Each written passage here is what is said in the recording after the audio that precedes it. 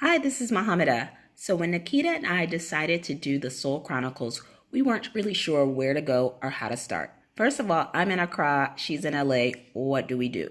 Then we heard about Anchor. It's been really easy and super great. First of all, it's free. They have everything you need to record your podcast on your phone or your laptop, and they'll help you distribute your podcast on Spotify and Apple Podcasts and other platforms. It's everything you need to make your podcast. All you have to do is download the free Anchor app or go to anchor.fm to get started. Now back to the Soul Chronicles.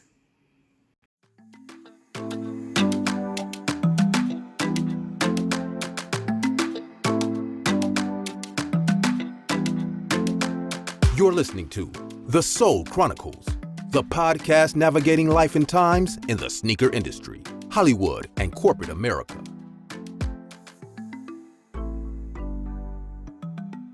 On today's episode, our topic is Jay-Z. Here we go. Working at Nike, Jay-Z was during the early 2000s, was probably like a poster child for Nike, but without any relationship to the brand. Wouldn't you say? Yeah.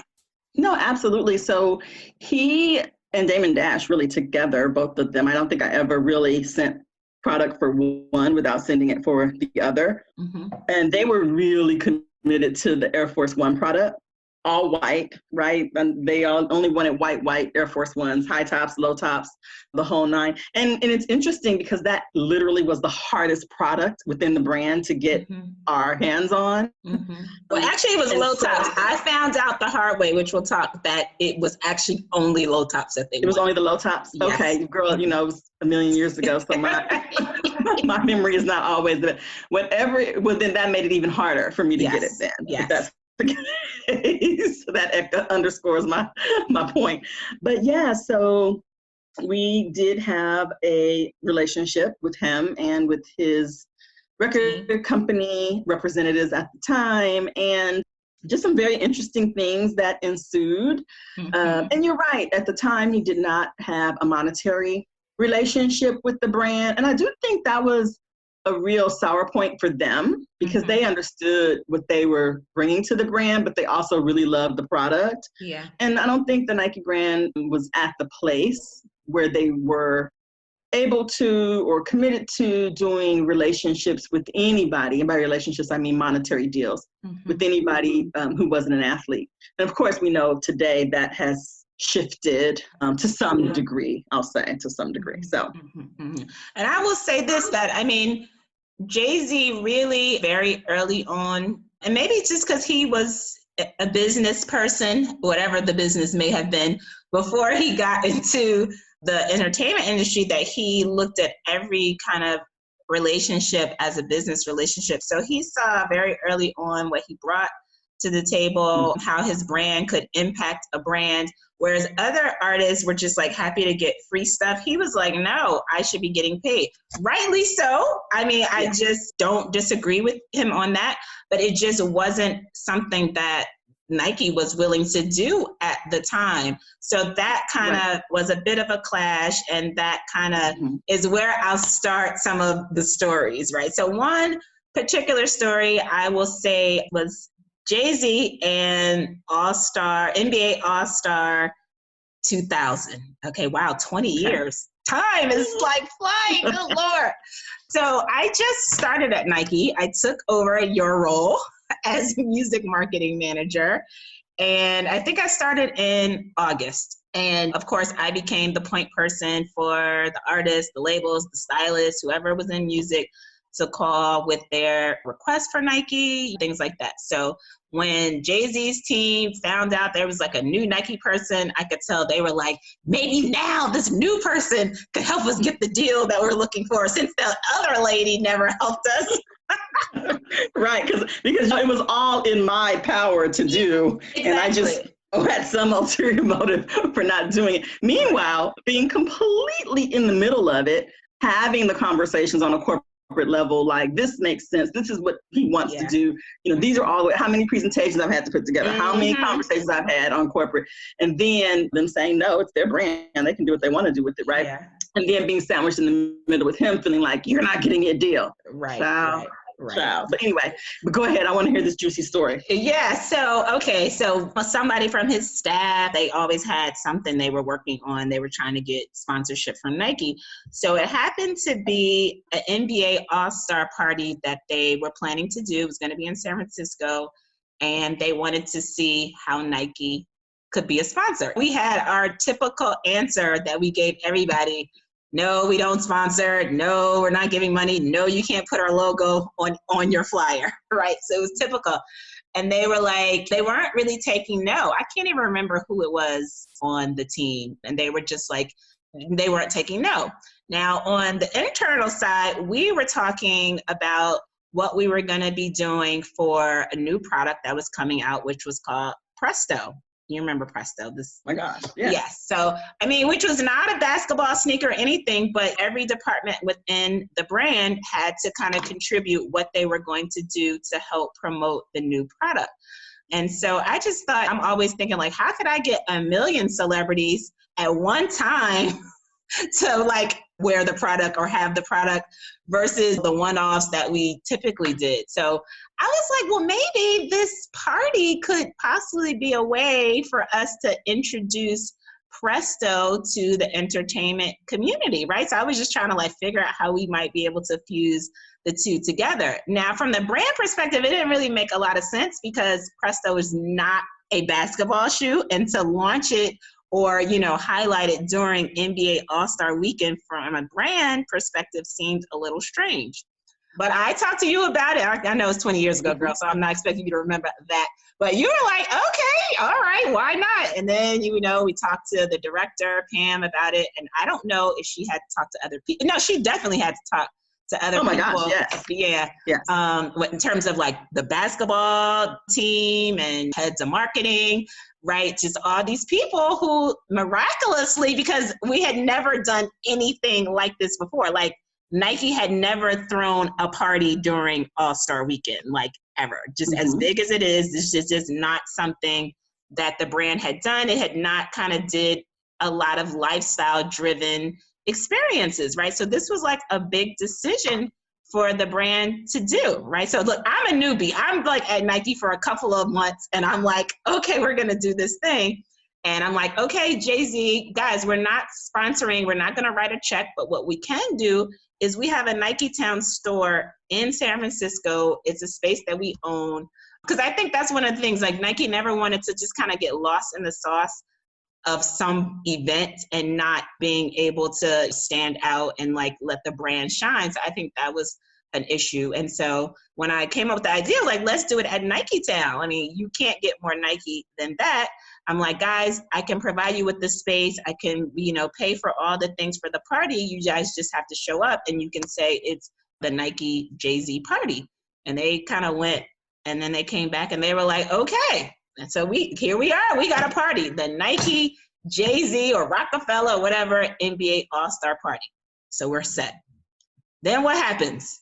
I need to like check the dates on this, right? But somehow in like, I'm gonna say October, November, I'm gonna find out the exact date. Jay-Z gets involved in an incident, a big incident, a stabbing incident, okay? This like notorious incident where he stabbed Biggie's former manager. I'm not really sure what the discussion was about, if he didn't, I don't know. He stabbed this guy. Now, from a brand side, our job is to protect the brand at all costs, right? So this is horrible. There's no way you or Pam could be on campus talking about we're having a party with this guy who's all over the news for stabbing someone. And I'm like, God, this is a disaster. Like, we got all these green lights, but now, I had to call them and I'm like, guys, this is dead. Like, we can't do the party with you. I tried, but it's not gonna happen. But that being said, like, we had Nike Town, we had everything, we had the catering, we had everything set up because All-Star Weekend is coming up in like a month or two. So it's coming up. And so I didn't want to like just kill the whole idea because we might never get this kind of opportunity again. So I went over to Def Jam offices and I talked to Kevin Liles about it, who was the president at the time. And I was like, hey, listen, this is the situation. And this is like a no-brainer for any company. Like, wait, you're paying for the party. All I got to do is bring my dancers, like just bring all your Def Jam artists. I'm good. We're bringing athletes. We got the space. We got the drinks. We got the DJ. Like we have everything. We just need to collaborate to make it like a really cool vibe. So he was like, no problem. And it became, instead of the Jay-Z Rockefeller Nike All-Star Party, it became the Nike Def Jam party. You remember that party, Nikita? Oh my gosh. First of all, so you shared so many juicy little tidbits. That was probably one of the most epic parties we ever threw.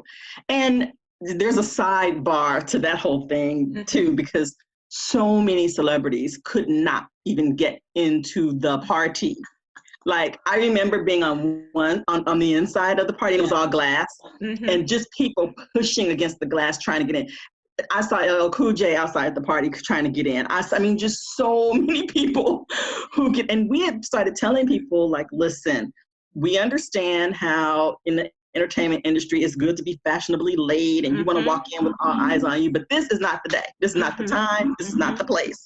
You need to get here, and you need to get here early. So it was just a madhouse, and everybody wanted to get in. I think this Nike Town was 3 floors, right? Was it 3 stories? Yeah, 3, but you know, pretty much all of them are. Yeah, I felt like it was like 3 or 4 stories. And it was packed on every level. I mean, this party was epic, but here's a couple things. One, I had a Bay Area rapper, which that could be anybody, right? A Bay Area rapper. His person is at the door, and I'm at the door. Just imagine, like, I remember you were at the door the whole night or something. It was the night, yeah. And I don't know why. Like that's party number 1, party rule 101. Get away from the door. But for some reason, I'm at the door. Plus, I wanted my people to be able to get in too. And sometimes you got to make calls because we were at capacity, but you know what that means, at capacity. So I needed to be able to get the right people in. So this one Bay Area rapper's person comes up to me. This whole entire thing, there's so many lessons in here that I want to unpack a couple of them, but this is one very interesting thing. Because you have to make, in business, right, you have to be able to make snap decisions. And in an instance, you have to sometimes be able to run all these scenarios through your mind and then come out with a right answer, even if it seems counterintuitive. So this guy comes to the door. I have a little crack in the door, right? He's like, listen, I have such and such out here, and they want to get into this party more than anything. If you do not let him in this party, we all packing, and we're going to light this whole outside up. Oh my Oh, please don't finish you people outside. So I had to make a decision to let them in.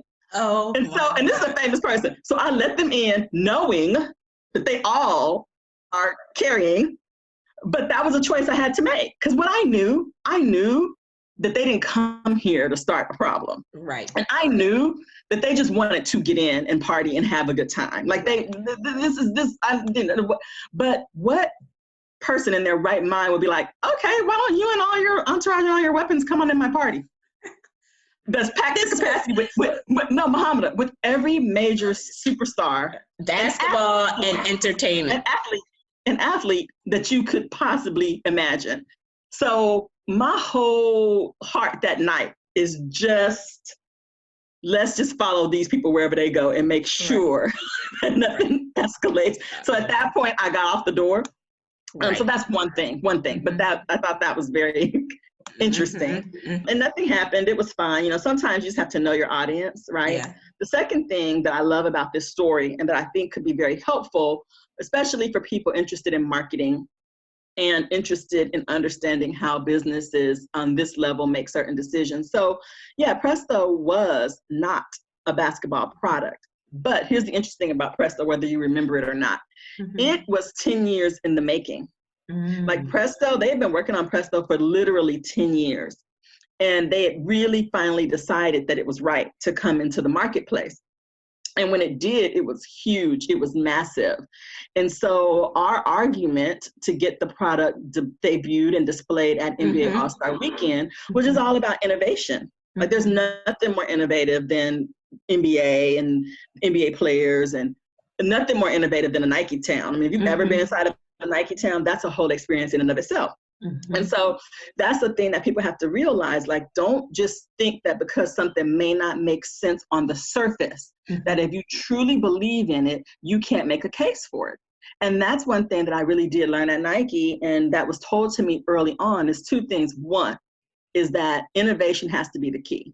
And two, there's always money for a good idea. Yeah. And so those are two things that anybody can use today to help push their business or their brand forward. The other thing that I think is really interesting is that we had also, Muhammad, I don't know if you remember this or not, but we had a brand mandate to help create excitement and buzz around Nike Towns in local communities. Because remember, at the time, they were more like tourist destinations. Right. If you were somebody living in New York, if you were living in Chicago, if you lived in LA, for instance, people were not going to Beverly Hills to go to Nike Town to buy a pair of sneakers. They were going to Foot Locker, Foot Action, little trendy boutiques, but nobody was going to, even though Nike Town was spectacular.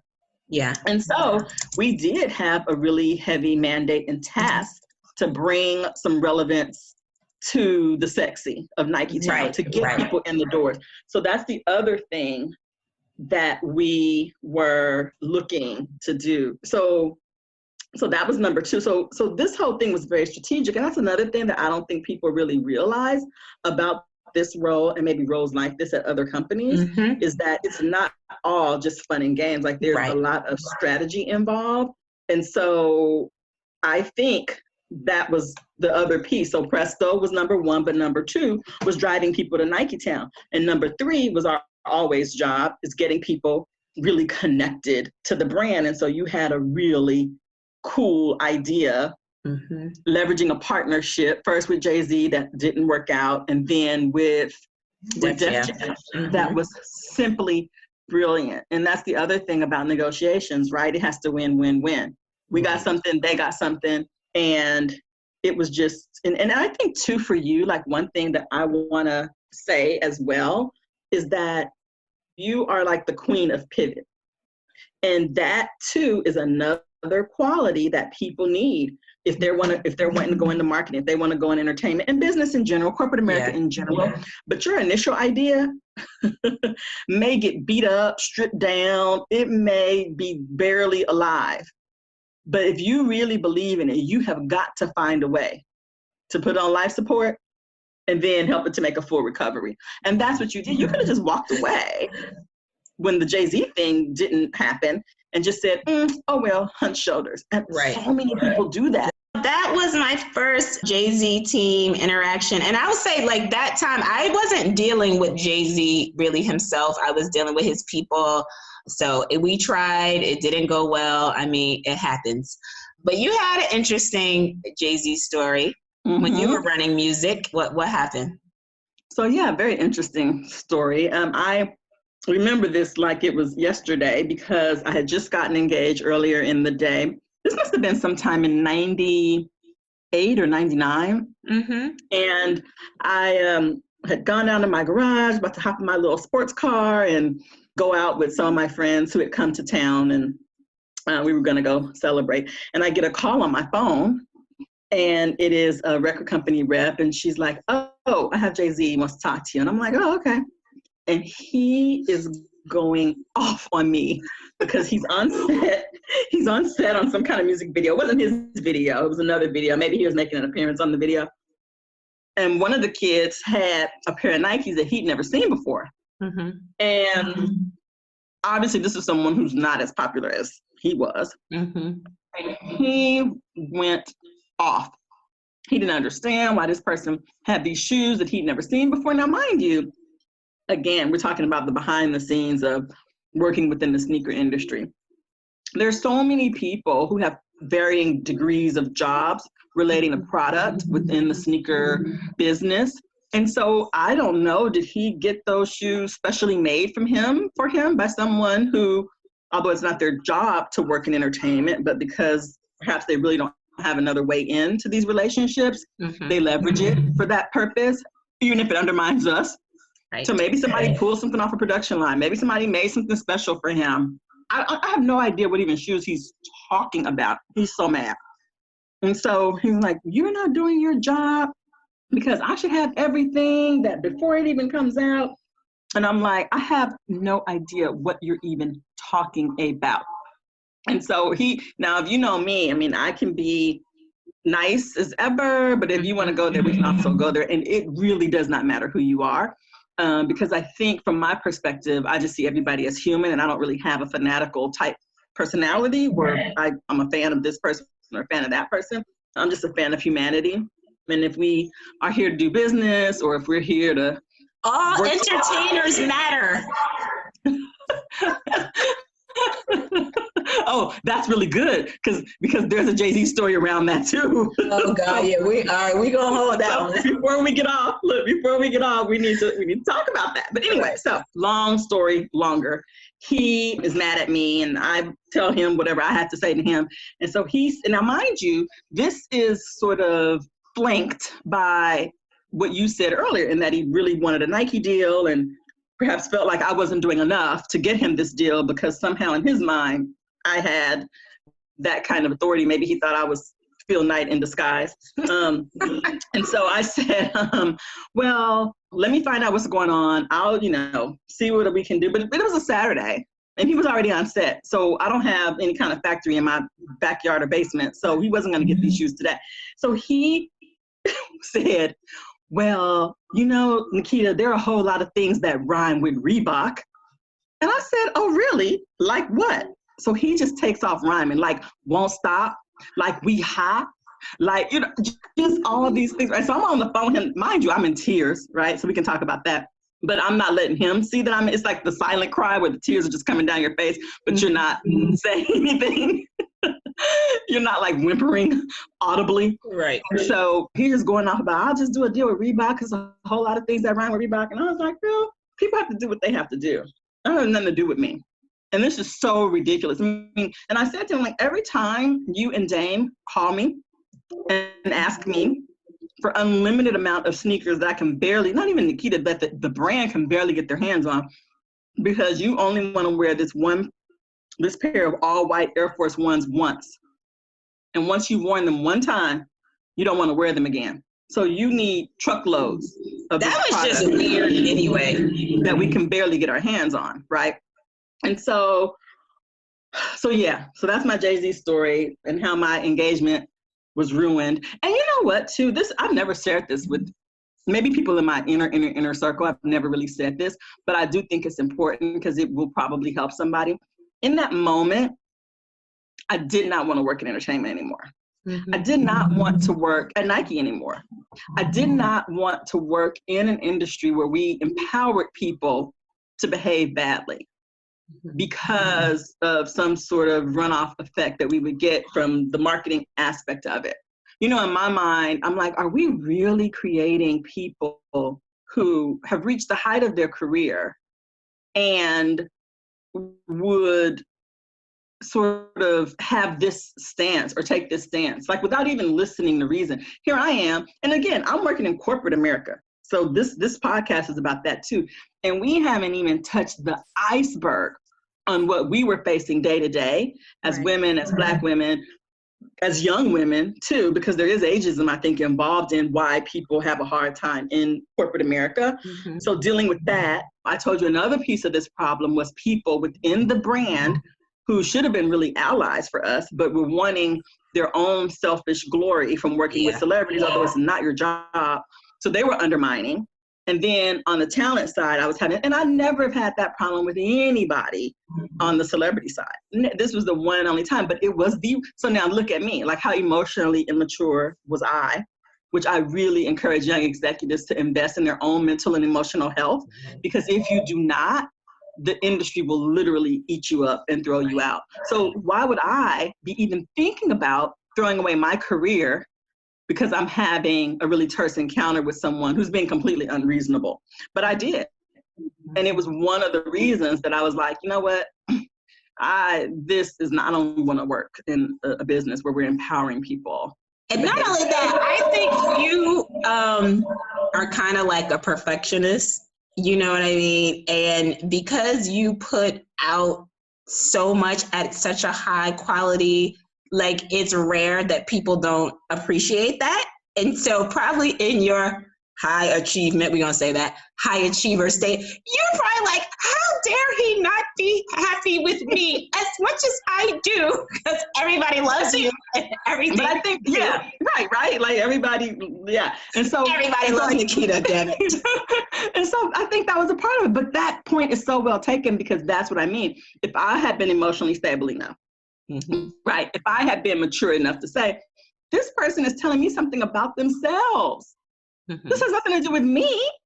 Like, why am I trying to justify it? You're there, somebody has something that you don't have. Would you give me the opportunity to try to make it right for you?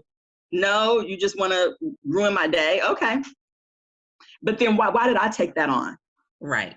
Why did I take on that burden? So anyway, enough about my sad Jay-Z story. And at the end of the day, it's like Iverson on that like famous video. He was like, "We talking about practice. Like we're talking about sneakers, okay? Tennis shoes."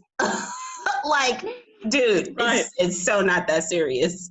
So it is not. So I hope maybe somebody might be going through something right now where they're having a really overreaction to something, that they can just stop, take a step back, take a deep breath.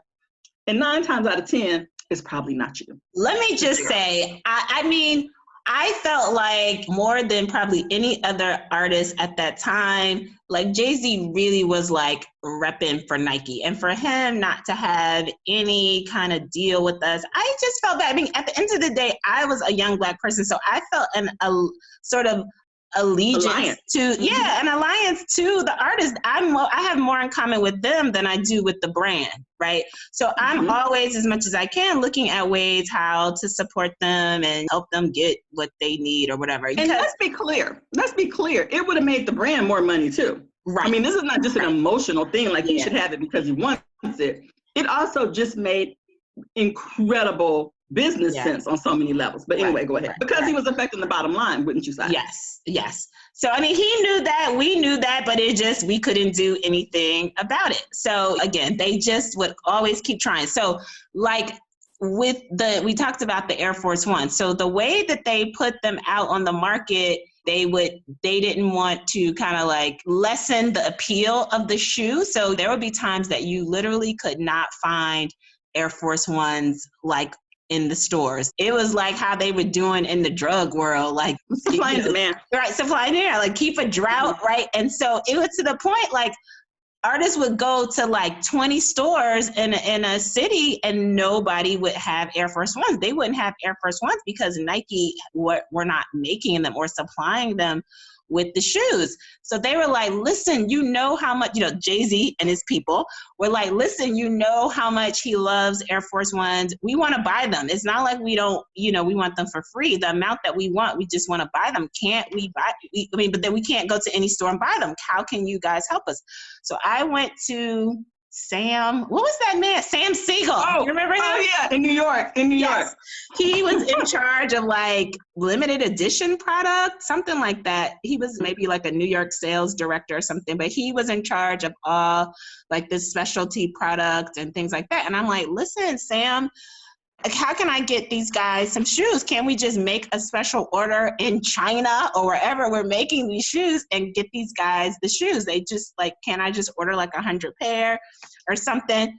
And he went to talk about it with whoever he needed to talk about. He came back and he was like, okay, I'm going to do it. And I'm like, what? Oh my God. So I'm thinking, again, I'm finally going to come through for Jay-Z and like come through with something. And girl. So like they're literally making them in the factory, right? So it takes, I don't know, a few weeks for this order to go in, to get done. Maybe we did like 100 pair, 150 pair. I'm not really sure, something like that. And I don't know if they were going to buy them or give them. I don't know. Probably we're going to give them away or something to them. So a few weeks came, girl, these boxes come in. I'm so happy. I'm like, guys, the shoes are in. Send them over. They open them up. They call me and they're like, Jay-Z wears lows. These are mids. I'm like, ah! Muhammad. Like, Oh my God. I'm like, I give up. I'm like, send the shoes back. I think they sent them back or something like, yeah. And I was like, Lord, I cannot believe, we just cannot win with this man. It is not meant to be for him to do a deal or do anything. At least not on our watch.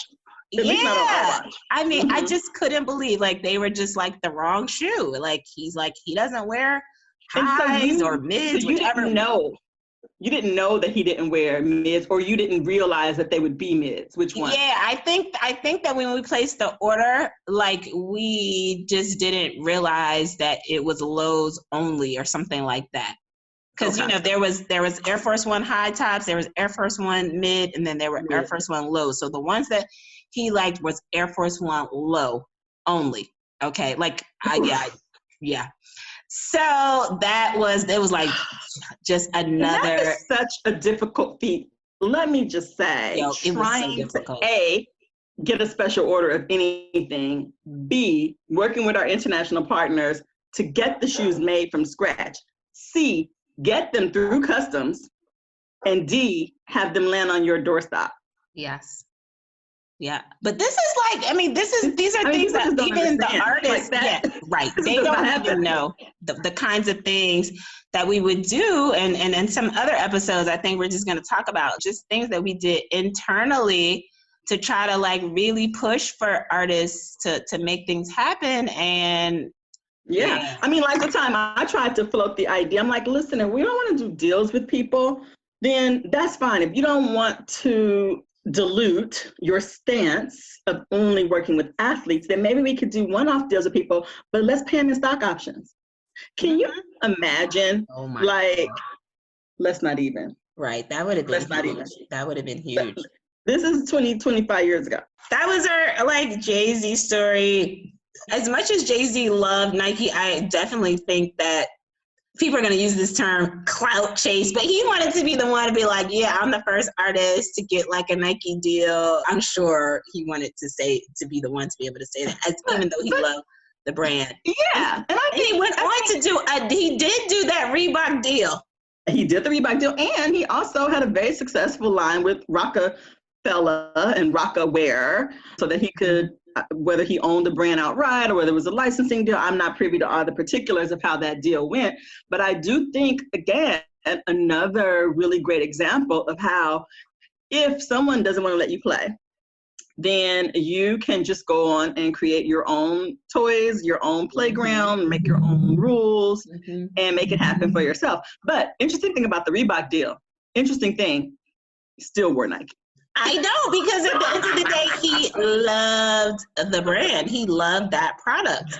So get your money. I'm not mad at you at all, but people, you just love what you love, right? So right, yeah. I'm so glad we were able to have this conversation, just sharing some of our little tidbits about our time within the sneaker industry and the entertainment industry and in corporate America, and hopefully, giving people some of the inside scoop and behind the scenes, but more importantly, maybe people seeing themselves in some of these stories and being able to maybe even in some of the comments or through our website at some point, be able to share out some of their stories as well, because I do think there's power in storytelling. So thanks so much for having this conversation with me. Anything that people can maybe look forward to on the next episode of Sneaker Stories?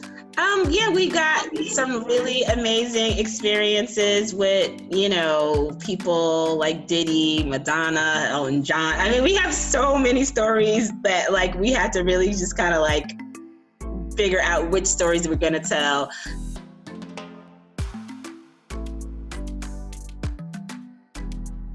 Thanks for listening to The Soul Chronicles, the podcast navigating life and times in the sneaker industry, Hollywood, and corporate America. Be sure to join us for another exciting episode.